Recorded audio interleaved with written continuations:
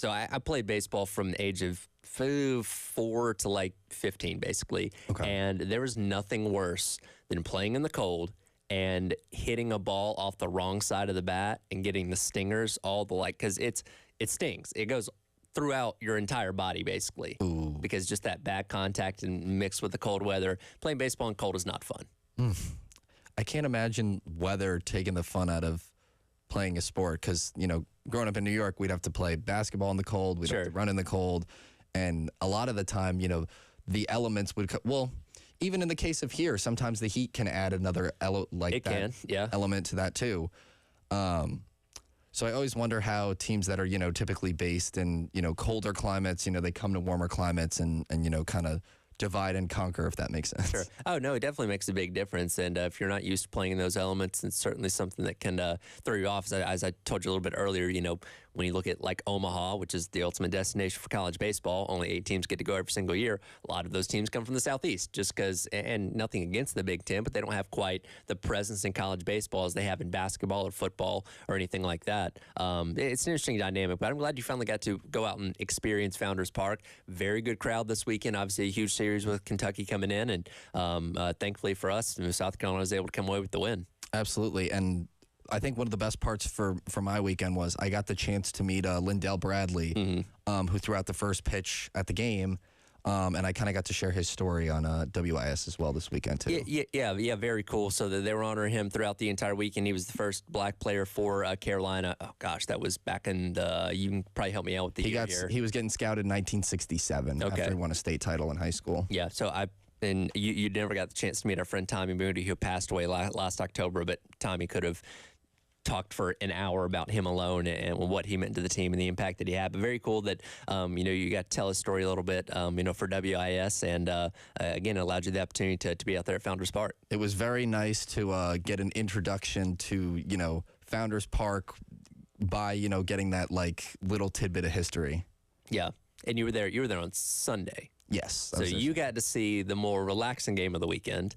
Carolina wins 10-0 in a run roll. The other 2 games of the weekend were a little more chaotic. Friday night, you had the walk-off for Blake Jackson in the bottom of the 10th inning.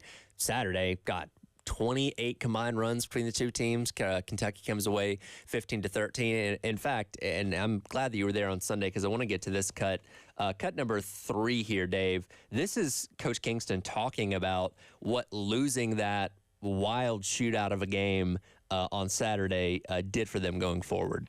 Yeah, what I told the guys after that team was obviously Friday night we had a great comeback, and you tell them how proud you are and how much they battled, and we did all those things on Friday night. Saturday we did all the same things, and the only difference was Gavin Cassis's ball was caught right in front of the center field wall.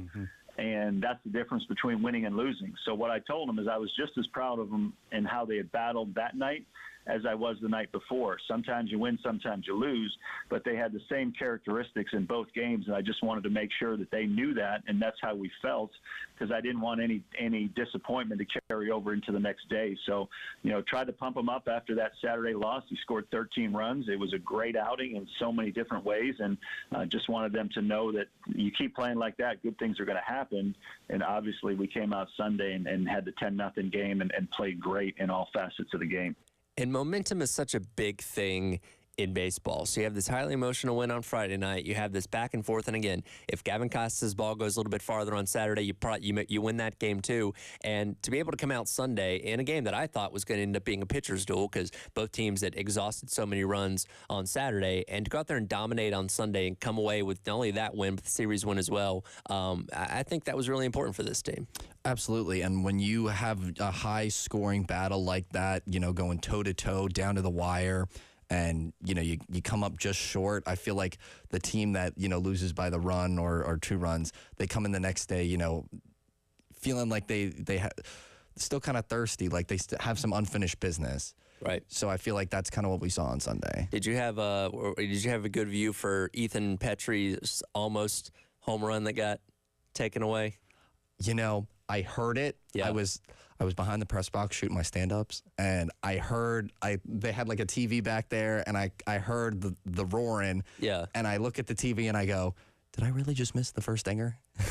Well, it actually didn't end up counting as a dinger because he ran past Austin Brindley on the base path and immediately knew the mistake he had made. So it went in as a single and an unassisted out at first base. Yep. So he went from having 16 home runs to 15 home runs, still scored 2 runs, which, started the scoring that South Carolina would eventually have to get the 10 to have the run rule. But, man, that stings knowing that you could have had a home run and it's on him because he's the one that ended up running past him. But, fortunately that mistake didn't come back to bite him.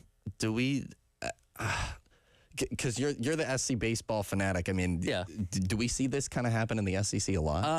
I don't see that happening in baseball in general a lot. Like that is kind of one of those things that I was thinking about it watching it on Sunday. Like, I don't think I've seen that since maybe like Little League. Oh, gosh. You know what I mean? It's just not something that happens like you don't see it in the pros because, you should be very aware of where you're out on the base path. And we certainly see runners get close to each other, especially if you have like a tagging up situation. If one runner thinks he needs to tag up and the ball ends up dropping, then you'll have runners, almost touching the same base together, but not passing each other. But that was just a matter of Ethan Petrie watching the ball go out. And it was a long fly ball. We didn't know if it was going to be a home run or not, but he just literally took his eyes off of what he was doing. And when he realized he had ran past Austin Brindley, if you go back and watch the replay, you can see the look on his face because he immediately knows the mistake that he's made and that it's not going to count as a home run. Yeah, I was going to say, how many times do you think that happens a year, just in terms of maybe college, professional, altogether? If I had to take a guess between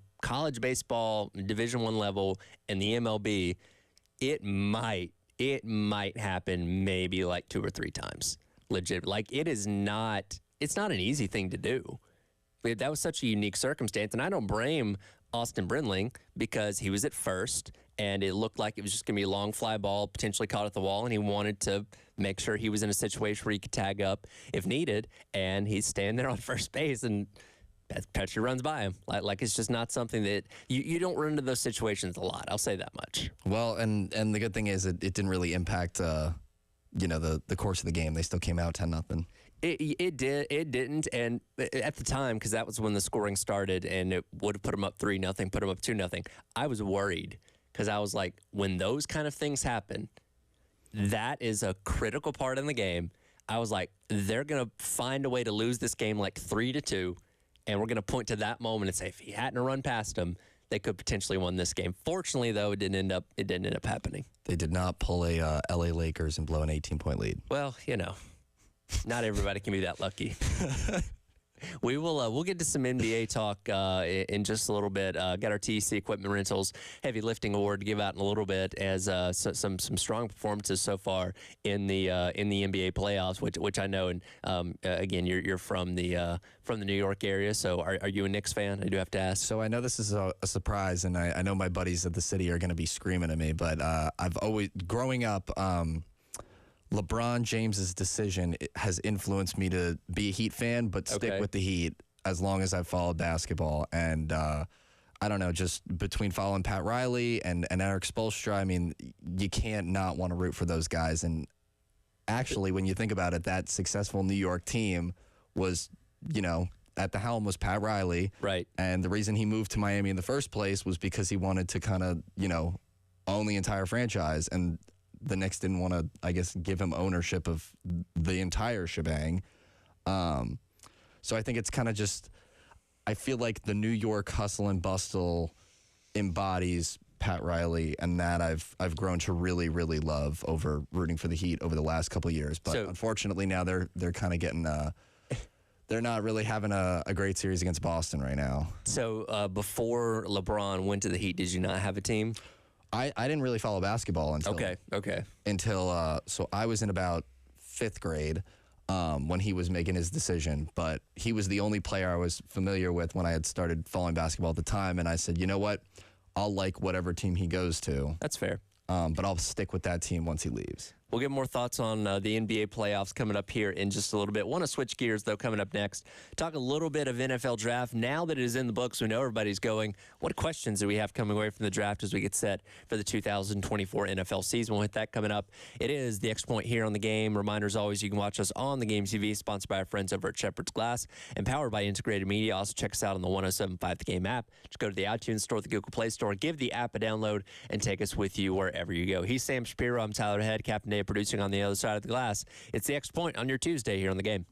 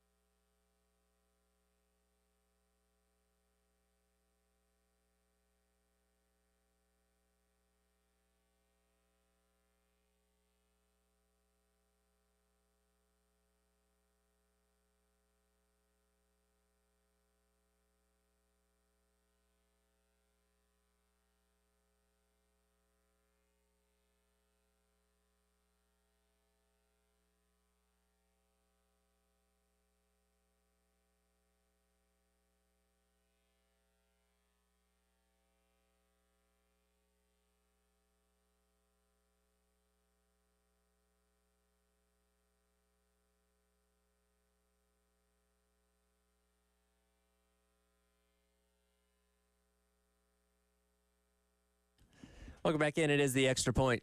Tyler Head, Sam Shapiro, Cap and Dave along with you on this Tuesday morning. Of course, this past weekend, NFL draft. Found out where everybody was going. 4 Gamecocks getting drafted.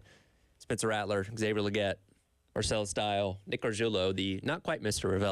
Irrelevant, the penultimate pick, 256th in the NFL draft, going out there to Denver. And now that we've come away from the weekend, this is when we start projecting, right? We start looking at, okay, well, these guys going to these teams. This is what this team did in the draft. I was, reading yesterday, talked about it on the show about Mel Kiper giving his draft grades coming away from the weekend. And, he gave like the Cardinals and the Eagles A's. My Falcons, he gave a C-, which is very justified. I'm not pleased with their draft either. So now we're in this period of time, and I think the schedule reveals coming out in a couple weeks. But for these next couple weeks, it's going to be a lot of, okay, now if this guy's on this team, what's he going to do there? And what's he going to do there? And what's this team going to look like? So we're kind of in that, I guess, projection season more than anything else right now. Yeah, I think it's going to be, okay, all the projections over the last month have been what pieces do XYZ teams need? Mm-hmm. And now it's going to be, okay, based on what they needed, how is that pick going to fill one of the 2 or 3 main needs that they needed to solve in terms of, issues going forward. Like I know, for example, the Jets could always use a weapon, but the biggest problem for them has been, offensive line issues. Mm-hmm. So I know they took that guy from Penn State. So I that's, I guess, one of 2-3 problems, I guess, for them that they kind of solved. Right. And look, you're not always going to be able to address everything that you want to in the draft, but, giving your fan base optimism coming away from it, I guess, is the biggest thing. And you were telling me that you have been a long-suffering Jets fan. Unfortunately. I apologize. I had a friend in high school that was a really big Jets fan, but that was back. I was in high school when they went to back-to-back AFC championship games, and they've not been to the playoffs since then, if I remember correctly. Yeah, I believe I heard Tarek say last week, the longest playoff drought, New York Jets. That's right. Yeah, because the Kings had ended their playoff drought last year. So, yeah, the Jets at the top of the list, unfortunately. Yeah, thanks to Aaron Fox and Sabonis. So let's take a look at some questions that we have coming away from the draft. And I'll start with this locally. In fact, I'll get a cut in here, Dave. Let's go with cut number 13. Dave Canales, the new head coach of the Carolina Panthers, talking about Xavier Legette and how he's going to fit into what they're trying to do offensively.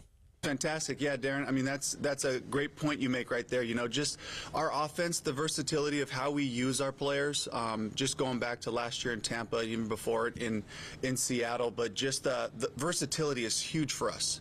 So when you get a guy who can really run, a guy who can high point the ball, a guy that can carry it, and you can give him the ball different ways, short, he just brings a lot of versatility. Now, with that being said, he's got a long way to go. He's got to learn our stuff. He's got to, figure out the system and find out how he fits into the whole thing, not just the pass game, but the run game as well. So just speaking to that, I think I'm really excited to bring his talents to our offense. And at the same time, I'm sure he knows too, he's got a lot of work in front of him. And for Xavier Legette, again, ends up being the first-round pick for the Carolina Panthers. That's a team that has a lot of needs, but one of their biggest ones was having a young, dynamic weapon for Bryce Young to throw to, and Xavier Legette certainly checks that box. As Dave Canales mentioned, there is going to be some development and some, acclimating to the system of offense that he wants to run. But, I mean, and I don't just say this because he's local. I'm very excited to see what he's going to do up there. Oh, I was going to say I'm very excited to see because he's a local guy. I mean, when you keep somebody kind of in an environment where they're already thriving, to kind of see him playing at the next level but staying here, I think in terms of that development, it might be quicker than most people might expect. And I know people are a little pessimistic just because of the Panthers last season, but I mean, hey, you never know. Now Bryce Young has that season of development under his belt. You don't know what he's been doing this offseason. So I think that because everybody's expectations might be a little bit lower for the Panthers, maybe Legette will surprise some people. Yeah, and I definitely think it will help if they don't, fire the coach halfway through the season like they did a season ago and suddenly shift things around, and look, I'm not a Panthers fan, but given the fact that there is the proximity, I'd like to see them do well, give us a reason to talk about them, because unfortunately last year they did not do that. I want to see them build some chemistry. I mean, the Panthers, they kind of need everything in a way, but I think that when you have a homegrown guy here with a quarterback who's already kind of developed over the last year, I think that could really kind of start to set a new foundation, at least for that offense. Speaking of adding to an offense, and this is a question that you wanted to pose, Brock Bowers goes in the first round to the Las Vegas Raiders, and this is a team that, you know, is trying to figure out its quarterback situation. Obviously, they got Devontae Adams, a really good piece at wide receiver, but you add in one of the best tight ends we've seen come out of college football in a very, very long time, and you do have to wonder what kind of dynamic he could add to that offense. You see, my concern for the Raiders is, you know, whoever is the play caller right now for the Raiders, that situation doesn't look great. But that team's got a lot of great playmakers. Granted, you know, they just lost Josh Jacobs to the Packers this past offseason. So that's going to have more balls towards Devontae Adams and Brock Bowers who'd be coming in. But in terms of the quarterback depth, I mean, I kind of want to see how they're going to plug and play, make that kind of situation work. Love Gardner Minshew. Can't wait to see what he does. If he ends up getting the nod. But here's the thing. Gardner Minshew, and I like his personality, and he's a perfectly acceptable player. But he's not somebody that you're going to build your franchise around. No. He's not somebody that's going to take you to a Super Bowl. He is a very good place-holding type of quarterback. And when you look at that, Aiden O'Connell, like they don't have a superstar quarterback, unfortunately. Now, again, what can bringing in a guy like Brock Bowers do to that offense? Because we've seen mediocre to average quarterbacks take teams into the playoffs because they have such good weapons around them. Is that a case that can happen here? I don't know. I mean, everybody seems to like Antonio Pierce a lot, which is great. A very liked coach out there, and you know that whole organization has kind of been a mess for a long time. So we'll see how long he ends up sticking out there. But you know, from the perspective of watching Brock Bowers at Georgia these past couple of years, dude's an absolute freak, and I'm very intrigued to see what he's going to do at the NFL level. Yeah, I know the Jets needed a lineman, but the sucker for highlight plays and razzle dazzle wanted them to take Brock so bad. Yeah, he's special talent. He's just a freak of an athlete. You're a little biased, though, Tyler. A little bit, but listen. You don't have to like Georgia to watch what he's done over the past 3 years in college and be like, this dude's unbelievable. Mm-hmm. Like, yeah. And look, Georgia's got a lot of depth at tight end, but nobody's going to be Brock Bowers. Like, you're going to definitely see the difference of not having him on the field going forward. And I feel like the Jets don't have haven't really had that superstar tight end yet. And I know, you know. The Jets have been lacking superstars in a lot of areas, minus the 4 plays that Aaron Rodgers got a season ago. Well, he'll get more than 4 this fall, hopefully. Fingers crossed. Knock on wood. We'll see. Yeah, seriously. Is he going to spend time in one of those dark cuts again? Honestly, I would not be surprised if he has his own bat cave by the end of the season. You know what? He might be Batman. For being serious here, he might actually be Batman. Let's go to the top pick of the NFL draft. This is a question that I had. Caleb Williams goes number 1 overall to the Chicago Bears. Obviously, when you go number 1 overall, you're expected to be the future of the franchise, expect to do a lot of big things, and the Bears are in a unique situation compared to other teams that draft number 1 overall because, of course, they had that trade with the Panthers a year ago, which they ended up giving them this number 1 pick because the Panthers ended up sucking again. There's pieces around Caleb Williams. Like, he's not going into a Bear cupboard. He's got a DJ Moore already, again, from that Carolina Panthers trade. He's got Keenan Allen coming over from the Chargers. They got Roma Dunze in the draft, 9th pick in the draft. Like, he's going in to actually pretty decent offensive situation. The offensive line was banged up last year. If they can stay healthy, we're like, this should be a team that actually should be vastly improved on offense. Absolutely. I mean, I could see them at least winning 6-7 games. Definitely better than where they were last year. But again, like, I think it's going to take time for that young offense to kind of come into its own a little bit. I know when that Chiefs team first came in with Kareem Hunt, Tyreek Hill, and Patrick Mahomes that one season way back when, they had a lot of, surrounding. They had a strong line that year. They had a very solid defense to kind of support that. I don't know if we necessarily see that in Chicago just yet, but kind of based on what you were saying with these, these new young offensive pieces kind of coming in, they'll definitely be a more exciting team to watch this year and especially next year. compared to the last 2 years. Yeah, they are playing in a difficult division. Obviously, the Lions doing what they did a season ago, making a deep run in the playoffs. You know, the Packers, I think, surprised a lot of people, including myself, with Jordan Love in year number 1. So they should be improved once again this year. The Vikings trying to figure things out on their end, but it's not going to be an easy situation. But I think the Bears, they don't have as far to go to get into that conversation of being competitive. I'll say that much. But my question going off that is, you know, Caleb Williams, you just brought up the Vikings and J.J. McCarthy. Who do you see kind of having the stronger rookie campaign? Definitely Caleb Williams. I'm not sold on J.J. McCarthy. I don't know enough about him. He did not have to do a lot at Michigan. And I'm not saying he can't be a good NFL player. I just can't sit here and tell you for sure what he's all about right now. I also agree with you just because Williams kind of has more weapons going into that situation. They're both going into a situation. So sure, it's ultimately going to come down to what they're given and how they work with what they're given. For sure. Those guys definitely going to have to do some heavy lifting within their offenses. Speaking of which, we'll give out our TEC Equipment Rentals Heavy Lifting Award of the Week coming up next and talk a little bit of NBA playoffs as well. That is next. It's the Extra Point. He's Sam Shapiro. I'm Tyler Head. Cap and Dave on the other side of the glass on your Tuesday on the Game.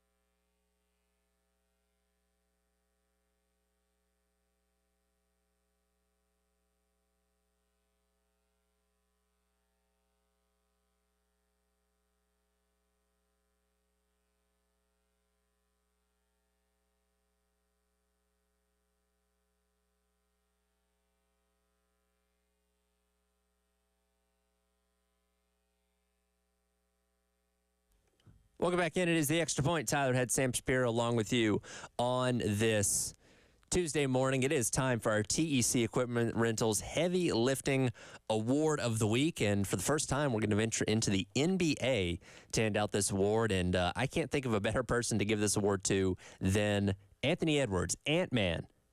A huge reason why the Timberwolves were able to get past the Phoenix Suns. Clean sweep in the first round, all 4 games. Anthony Edwards averaging 31 points over the course of those 4 games, including scoring 40 in the last game to end that first-round victory for them.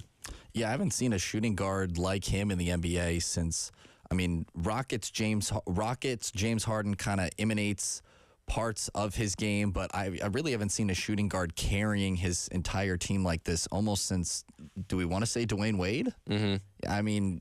I've never, I just feel like the game has changed so much so that it's, around a point guard or a small forward or a center, and kind of just seeing a 2-guard really take the initiative and take the lead for franchise has been almost refreshing.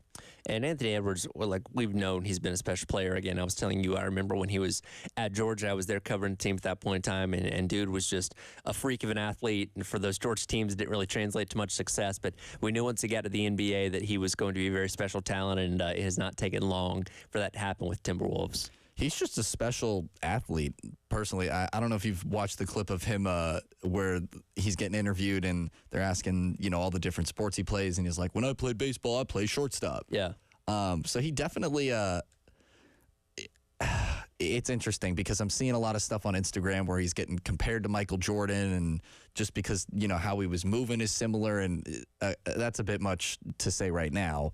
But I think the one comparison you can make between the two is he loves being in the limelight, performing like that, the same way that Jordan did. He certainly does.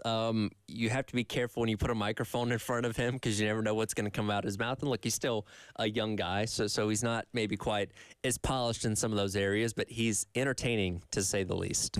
You couldn't have said it better, Tyler. So the Timberwolves punched their ticket to take on the Nuggets in the second round. Nuggets getting past the Lakers in 5 games. Last night, we're just kind of watching the ill-advised final shot that the Lakers put up at the end of that game. Jamal Murray, a freak, playing out of his mind once again last night with another game winner there in the last couple of seconds to get the Nuggets back to pursuing another championship. Yeah, playoff Jamal is real. I know that the playoff insert player here meme has kind of become a thing over this postseason, and Jimmy Butler, I guess, taking multiple Miami 8 seeds to final runs, but playoff Jamal is real. We've been seeing this since the Disney bubble. He's been going off, playing out of his mind in some of these series. It's just the type of player he has become, especially over the last 4 or 5 years. Would you have guessed in 2018, 2019 he was going to be an all-star in this league? Right. No, definitely not. Thunder, the other team that's punched their tickets in the second round, getting past the Pelicans in 4 games. You're a big Miami Heat fan there. Got their back up against the wall tomorrow night in the could be the final game of their first round. Celtics up 3-1 in the series so far, and definitely not looking good for the Heat. Yeah, it doesn't help that we don't have Jimmy, but we lost a lot of depth guys last year. We lost Max Strus. I'm blanking off the top of my head right now, but we had Tyler back, and I think that shift in chemistry has it's definitely made this postseason a little bit different. And I think the Celtics having Porzingis also does not help Miami either. Porzingis a little bit dinged up after last night's game. Yeah.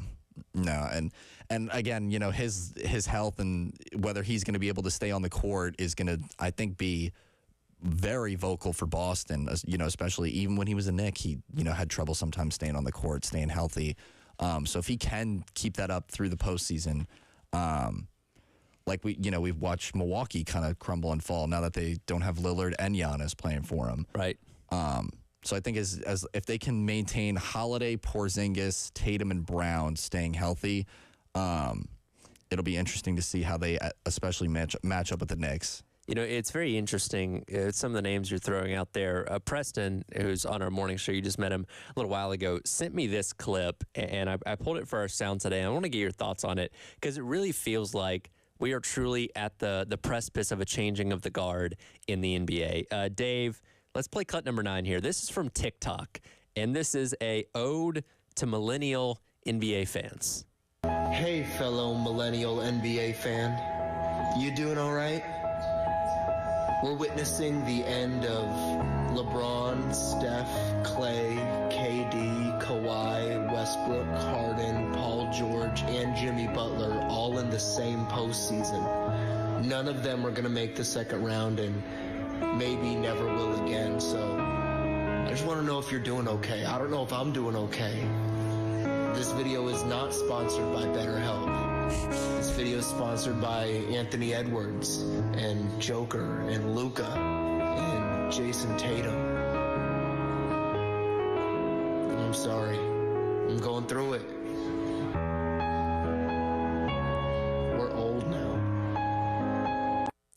And he brings up a really good point because, we talked about Anthony Edwards getting the Timberwolves second round, Luka and the Nuggets, obviously, pursuing another championship. So you have that dynamic matchup. Again, Luka and the Mavericks positioning themselves to go to the second round as well. Like, we are truly really kind of in that changing of the guard era where we're moving on from. And again, look, LeBron and Steph, all those guys, they're still going to be around playing, but they are not the dominant forces that they were just a handful of years ago.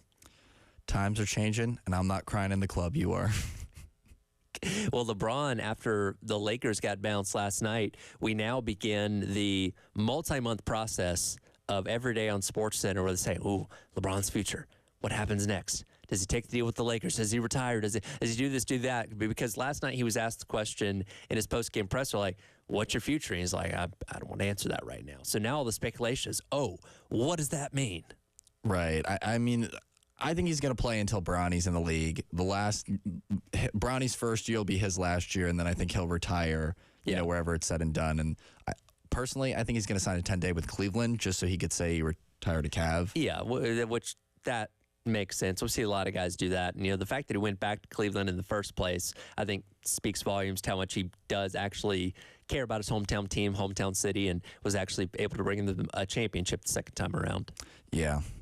I feel like every postseason now, what's your future? What's your future? I mean, it makes sense, but he's still playing at a high level, still putting out 20 points a game at 40 years old. Yeah. Now he's the oldest player in the league. Well, it's unbelievable what he's able to do at his age. And look, he could play for another 5-6 years and probably still continue to play at a high level. Like, I don't think anybody wants to see him retire, but it is funny. And look, I give him credit. He knows the media. It's out of the palm of his hand. So anything that he says or doesn't say is going to get stretched out a mile long. So until he gives us a definitive answer on what his future is going to be, that speculation is going to be forefront on every sports center or every, major national sports, show that you tune into. My question is, what are teams going to pay a 40-year-old LeBron James to come out and ball? A lot. To answer your question, a lot. They will, especially, for whatever team ends up drafting Bronny, because I agree with you. I think he's going to at least try and play 1 year with his son. If you draft Bronny, you're probably going to get LeBron for at least a season. And your ticket sales are going to go up, and your game attendance is going to go up. Does Bronny deserve to be the top pick overall in the draft? Absolutely not. But would a team take Bronny knowing that they're going to get basically LeBron in a package deal? Absolutely. It's almost a 1 year marketing move that could, I feel like, help a franchise 5-10 years down the line, maybe. Yeah.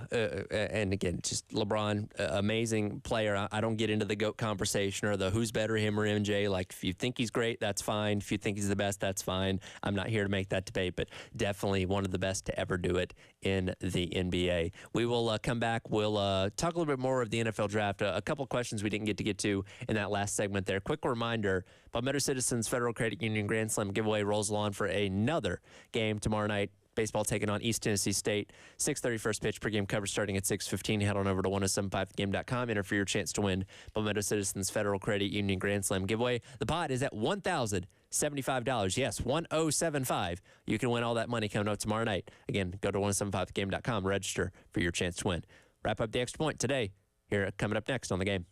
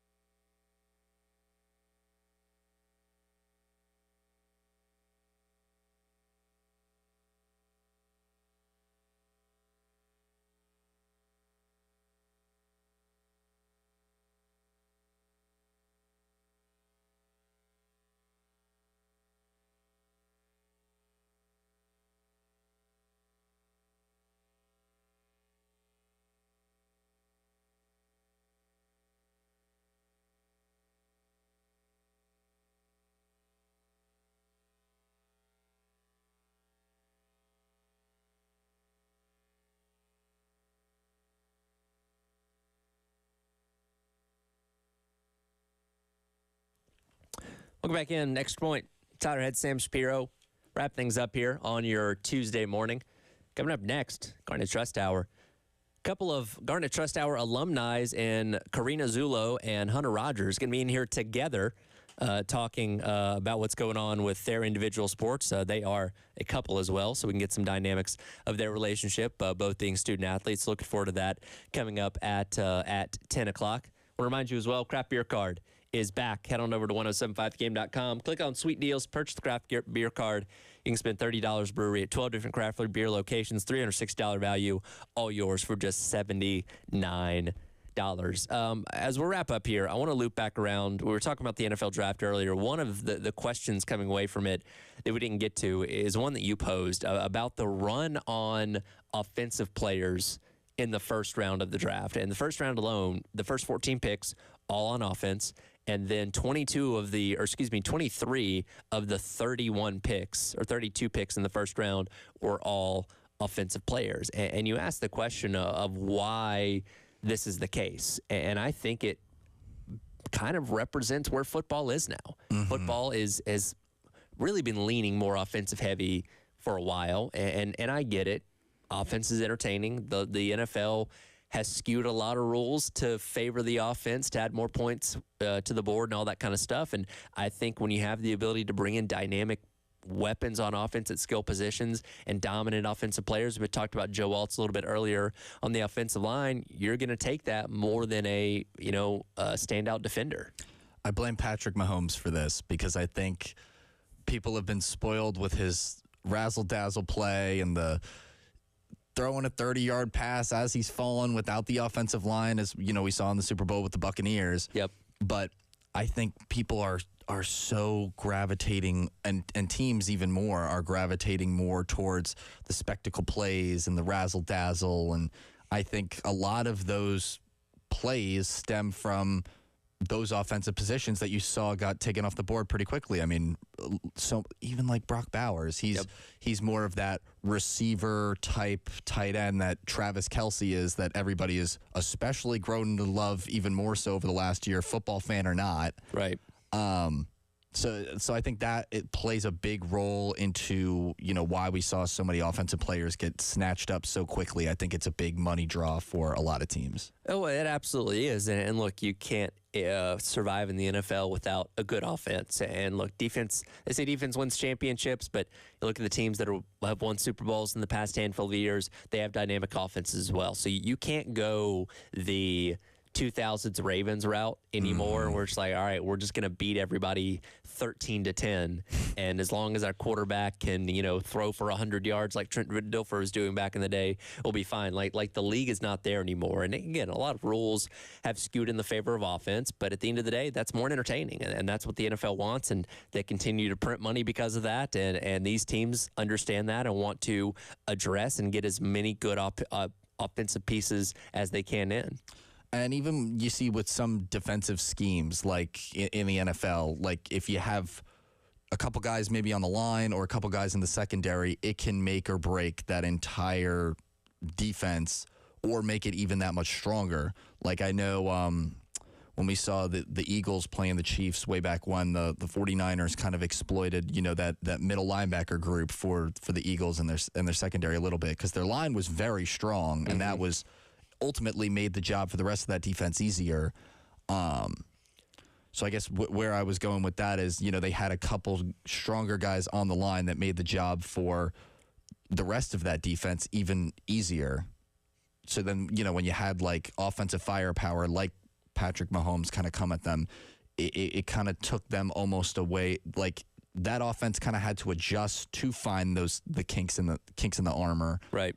But it also kind of made it easier for that offense to really, develop. Absolutely. Were you surprised to see 6 quarterbacks go in the first 12 picks over the weekend? At first I initially was, but kind of watching the pre-draft rankings, and I feel like people just get excited about new quarterbacks, and I think that kind of changes the narrative over time. Do I think it's right? Not necessarily, but I definitely think as you get closer and closer towards the end of the season, especially watching the Wolverines win the national title, it definitely kind of created a lot more. I was not expecting McCarthy to go top 10. I don't think anybody was. No. To be honest with you, I didn't know, and projections had him all over the place, but I didn't know if McCarthy or Nix or Penix Jr. for that matter would end up being first-round guys. Right. I feel like McCarthy, we were talking about right around up until once he won the title, people were like, oh, so is he going to declare, like, if he was even going to declare was a question. Sure. So, seeing those guys especially go first round, not even talking about the Penix pick, but. Yeah. Well, and the Penix pick, I think, kind of set off, the alarm bells with these other teams like the Vikings, like the Broncos that were going to get quarterbacks. Like, well, hey, Penix went off the board. We can't wait around. If we're going to get a guy, we need to get our guy now. So, Bo Nix may have actually fallen into the second round, but because there was that urgency now of, oh, crap, quarterbacks are going, we need to go ahead and get our guy. Yeah, and a team like Denver that really needed a quarterback. I mean, for the Falcons, that's not even a bad pick. They just shelled out so much money to Cousins that it almost doesn't make any sense. And again, I don't have a problem with Michael Penix Jr. I just think it's not smart to do that after just paying Kirk Cousins all you did to be your starter for the next at least 3 years. So we'll see what happens there. Again, Sam Shapiro in with me each and every Tuesday. Appreciate your time this morning, and we'll hit you up next week. Thanks, Tyler. All right, that's the Extra Point. Coming up next, it's the Garnet Trust Hour here on the Game.